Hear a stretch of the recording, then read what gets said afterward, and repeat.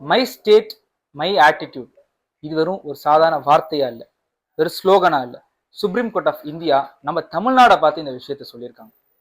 அதோட சேர்த்து இன்னொரு வார்த்தையும் சொன்னாங்க, மஸ்ட் நாட் பி கண்டினியூ அப்படின்னு சொல்லியிருக்காங்க. இனிமேட்டு இது தொடரவும் கூடாது அப்படின்னு சொல்லியிருக்காங்க. ஏன்? ஜிஎன்வி அப்படின்னு சொல்லக்கூடிய ஒரு தனியார் பள்ளி, அந்த தனியார் பள்ளியில மும்மொழி கொள்கையை ஃபாலோ பண்றதுக்காக மும்முரமா இருந்ததுனால தமிழ்நாடு கவர்மெண்ட் அதை அக்செப்ட் பண்ணல. நம்முடைய தமிழ்நாடை பொறுத்த வரைக்கும் காலங்காலமா இருமொழி கொள்கை தான், ஆங்கிலம் தமிழ் இப்படிதான் போயிட்டு இருக்கு. மும்மொழி கொள்கைக்கு ஆரம்பத்திலேயே நம்ம எதிராக தான் இருக்கிறோம். நமக்கு அது செட் ஆகாது. ஒருத்தர் மூணாவது ஒரு மொழியை கற்றுக்கிறாருன்னு சொன்னா அவருடைய சுய விருப்பத்தின் பேர்ல கற்றுக்கிட்டோம், ஆனா அவரை ஃபோர்ஸ் பண்ணி கத்துக்க கூடாது என்பதுதான் தமிழ்நாட்டுடைய நிலையா இருக்கு. ஆனா சுப்ரீம் கோர்ட்ல இது ஒரு வழக்கா போய் தமிழ்நாடு தரப்புல இருந்தும் ஆஜரானாங்க.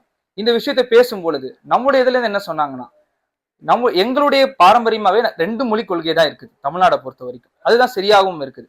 ஆனா மும்மொழி கொள்கைன்னு வரும்பொழுது அது ரொம்ப ஒரு சிக்கலை ஏற்படுத்தும் அப்படின்ற விஷயத்தை தமிழ்நாடு தரப்புல இருந்து சொன்னாங்க. ஆனா ஆப்போசிட்ல அவங்களுடைய வாதங்களையும் கேட்ட நீதிபதிகள் அவர்கள் யார் என்று சொன்னால் ஜஸ்டிஸ் BV நாகரத்னா அவர்கள் என்ன சொன்னாங்க அப்படின்னா, இதே போக்க தமிழ்நாடு தொடரக்கூடாது. நம்ம ஒரு ஃபெடரல் சோசியலிசம் அப்படின்ற ஒரு கான்செப்டுக்குள்ள இருக்கிறோம். சென்ட்ரல்ல இருக்க அந்த மொழியை எடுத்துக்கணும், எல்லாத்தையுமே எல்லாருமே படிக்கணும், அப்படிதான் நீங்க பார்க்கணும். காலங்காலமா இதையே சொல்லிக்கிட்டு இருந்தா எப்படி?